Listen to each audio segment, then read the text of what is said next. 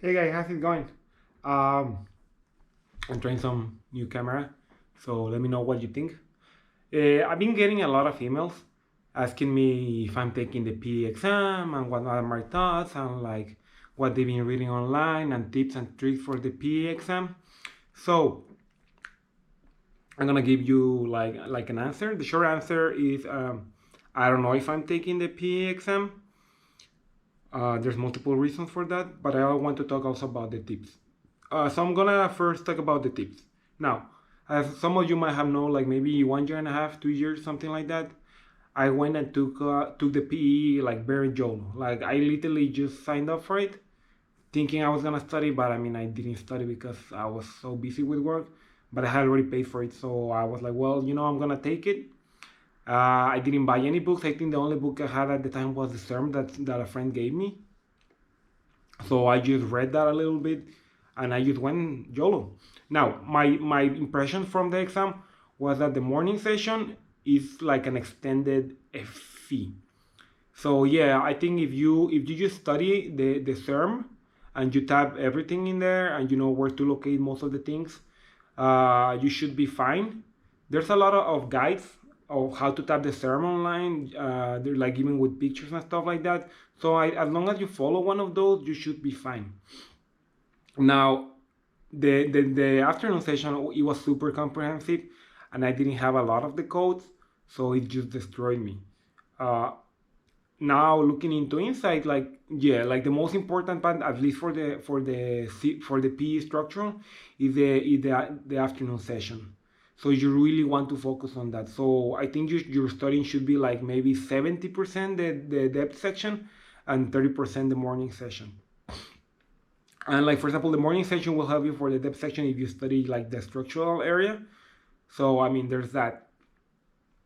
Another thing, you want to bring most of the codes to the PE exam, and you want to tap everything you can, especially for the structural. Man, there's so much things that you will just not remember. Um, you need to tap everything, and not only that, you need to know where it's located. I've seen a lot of people that say that you should have like a little book with all the indexes and references, which I think is a good idea because that way you don't have to be opening every code. You just open the index, you go to the book that you think it is, you look for the subject, you're like, okay, it's here, and then you grab the book and you know where to find everything. And the same with the indexes and the glossary. So yeah, there's that. From my experience, I think you just stop everything and try to do as many problems as possible for the depth section because a lot of times the problems seems very complex, but it's not. It's just understanding the concept, and that's pretty much it. As much as tips. Uh, the PPI course, some people have been asking me if it's worth to buy. I think if you have the money, I mean, go ahead. They say that there's like a 96% passing rate if you get the PPI course, which I mean, uh, uh, it should be okay. I mean, you're paying $2,000, you might as well have to pass it. And like from what I've seen, like I have some of the documents from PPI. The course seems very comprehensive, and they over prepare you. Like the problems that I had from some of the material that some people that took the PPI course that they gave me, it seems very comprehensive and harder than the actual exam. So if you go over the PPI course, you should be well prepared for the PE exam. Now, I do not think it's necessary as long as you prepare on your own and you make time for it. I think you should be fine. The exam doesn't seem as hard. Even the first time I took it, I didn't think it was super hard. It's just that it's so much information, and you really need to understand every single problem. Which I mean, if you have been working for a structural firm for like 4 or 5 years, you should be fine. I think I'm like getting to my 4th year because I was working for a structural firm before, where it was mostly like an intern, so I don't count that. I still feel I need more preparation for it, and to be honest, in the second question, I do not know if I'm gonna take the PE exam. Not because I don't think I cannot pass it, but because I need to think if I can make enough time to study. I've been studying here and there. I've been studying the PPI book. They sell it online for like $80, and it's pretty good. It's very comprehensive. But that's pretty much everything I studied. I haven't looked into any of the codes besides the concrete because that's the section that I'm at. I'm almost done with it, and I haven't done as many problems as I want to. Because why? Just work and life, is very hard. Especially, I know like some of you are international, you have to deal with your job permit, you have to deal with other stuff like car payments, just life. It's not as easy as when you were in high school or college, sorry, that you have all the time just to study.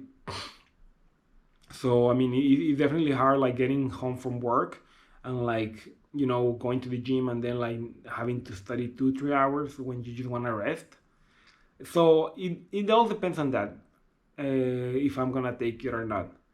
I'm trying to prepare. I'm making time for it. So far it looks fine, but I don't want to say like yes or no.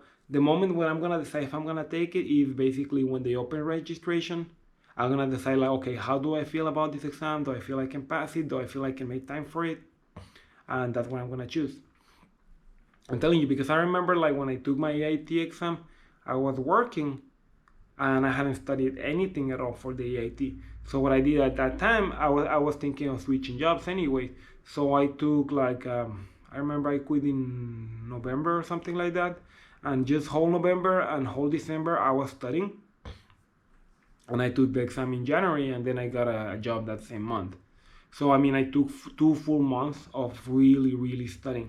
And to be honest, if I could do that for the PE, I think I would require at least 3 months of full studying because it is comprehensive, and you really, really want to read everything, especially the data part. Like there's so many things to go over. That's why I don't really want to give an answer if I'm taking it or not.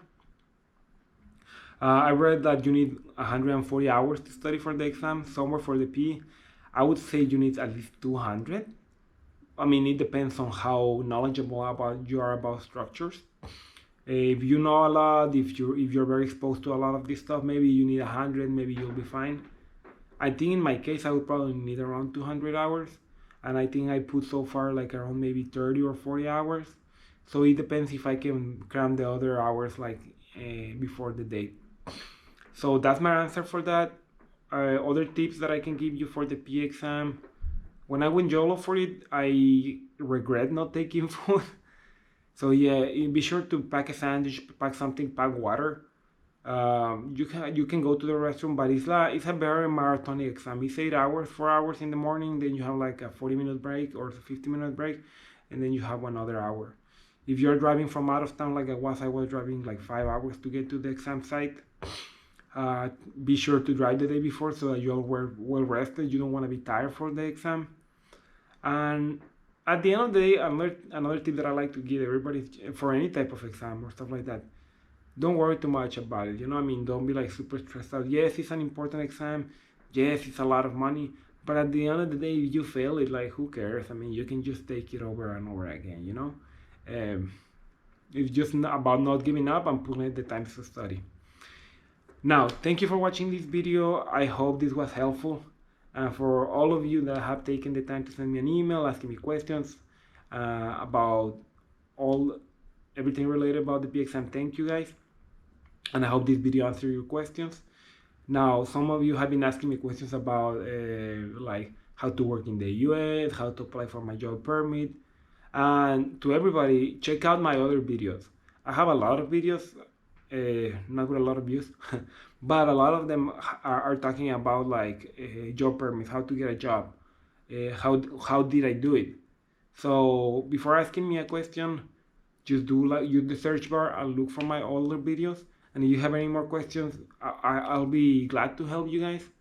I'm here to help. Like I wish when I was coming to the US that like I'll have more helping hand or that I knew a lot of the tricks that I know now. There's a lot of things that you can do if you want to work in the US, if you want to get your residency. Even if you did not study your degree here, for example, you could apply for your master's here and then like apply for a job permit here. Like don't close your world. And if you still have questions, send me a message. If you like my videos and if you like these videos and if you're not bored with me, give me a like and subscribe to my channel, guys, and have a good one. I hope you like this video, and let me know what you think of this video camera quality. This is a live video, so alright guys, have a good one. Let me see how to close this off. I do not know. I'm just gonna turn it off.